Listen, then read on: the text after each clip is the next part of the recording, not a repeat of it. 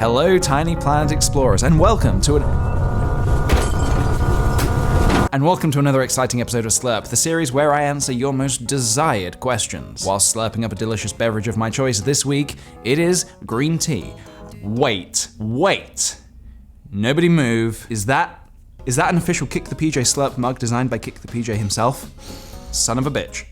I think it is. We should just look at the beauty, the craftsmanship, the elegance of the mug. It is bold and beautiful, if I may say so myself. That's all I'm gonna say, okay? All right. Available in my online shop, so KickThePjshop.com, nothing more. I'm not gonna say that I've also just released 2 metal pin badges like the 2 that I'm wearing now. Oh man. Is anyone else sweating profusely? I've also got some new art cards. Okay, that's it. That's all the new stuff. All right, let's get our slurp on. How about that? Alice asks, what was the last series you watched? I recently saw Stranger Things on Netflix, like I'm sure the rest of the world has, but if for some reason you have not, and you like the dark 80s kids show kind of vibe, then you're gonna love Stranger Things. I urge you to check it out. Watching it gave me such a huge boost of inspiration. It was beautiful. I will say no more.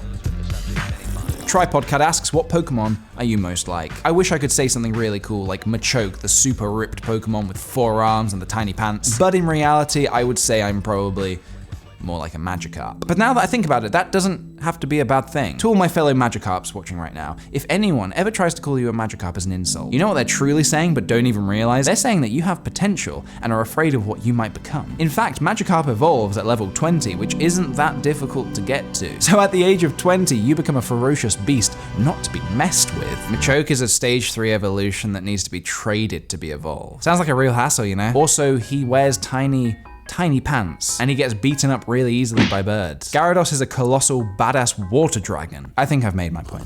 Afrex asks, I'm starting university in a week. Any advice? Yes. Embrace everything, within reason, have an open mind, be safe and careful, but talk to everybody and take as many opportunities as possible. I believe that is what you need when starting this next big, scary, of course, but very doable part of your life. Take or leave that advice, but I know that it worked for me, and I hope it works for other people.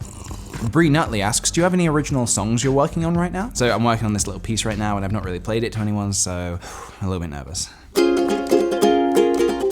So that's pretty much all I've got so far, but like I said, it's a work in progress. I'm still kind of ironing out some of the kinks, but I'm really liking how it's heading so far, so let me know what you think in the comments, and I'm gonna keep working on it and give you some updates. Please like and subscribe. Don't forget to subscribe, and of course, please, as always, donate. Whew, all that music has made me more sweaty. Courtney asks, what is the coolest gift that a Tiny Planet Explorer has ever given to you? So I have received a butt-ton of rad gifts from you guys over the past few years. And there are so many talented Tiny Planet Explorers, but 2 things in particular, let me just grab them off the shelf. New subscribers may not know, but I used to have a penguin sidekick called Fuzzwald. And someone thought, hey, you know what? I'm gonna crochet PJ a Fuzzwald. And that is just what they did. How freaking adorable. The other gift that stuck with me is very, very odd. So one year at Summer in the City, somebody gave me this. It is me, of course, and it is delightfully disturbing. Like, don't get me wrong, I love it, but it looks just a little bit like Satan tried to 3D print a South Park character, and this happened. Seriously, I love it. I don't take it off my shelf. I'm a little bit afraid to. Oh, there is one more thing actually. Hold on.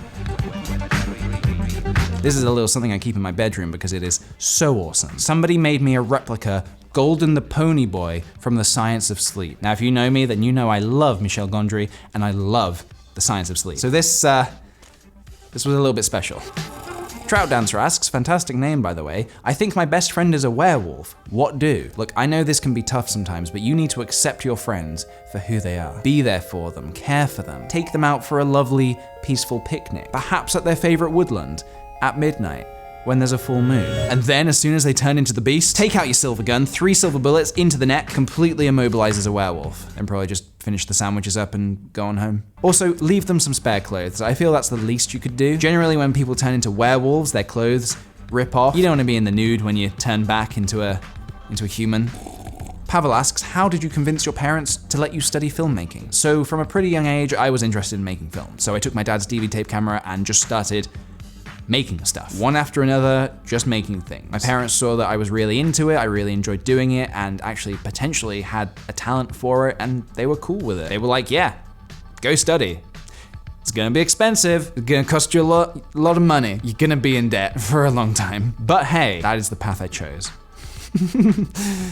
The path of debt. So the advice there is just to make stuff. Make stuff for the love of making stuff, and let that speak for itself. Let that convince your parents. Nita asks for a crazy story from my band years. So for anyone that doesn't know, between the ages of 14 and 18, I was in a few bands that ranged from friendly punk rock all the way to screamo, oh my god, my ears are bleeding metal.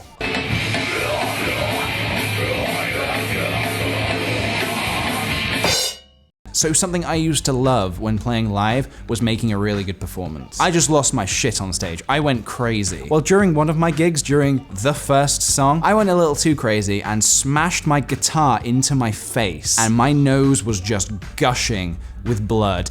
And we just carried on. I must have been pumped with so much adrenaline that I just kept playing. It was disgusting and totally badass. Oh, to be 17 again and to have unlimited energy. And for our final question, KTC asks, biggest fanboy freakout. So in 2010, I went to E3, which is a huge games convention, and I just happened to bump into James Rolfe, the angry video game nerd. He was just wandering around by himself, minding his own business, and internally, I freaked out. On the outside, I played it cool. I love that guy. I've got so much respect for him, and I have been a fan of his for so long. So meeting him in person reduced me to a talking puddle. It was a cool moment, you know? I'm sure you guys know the feeling when you meet people that you admire. It was essentially that. And that is all the time that we have questions for. Wait, no, stop, reverse it. Thank you very much for watching. I hope you enjoyed this episode of Slurp. Please do give it a thumbs up if you enjoyed it. And if you want to check out the new merchandise, then head on over to KickThePjshop.com. A lot of new stuff. It's good times for everybody. Get yourself a Slurp mug today. Boom.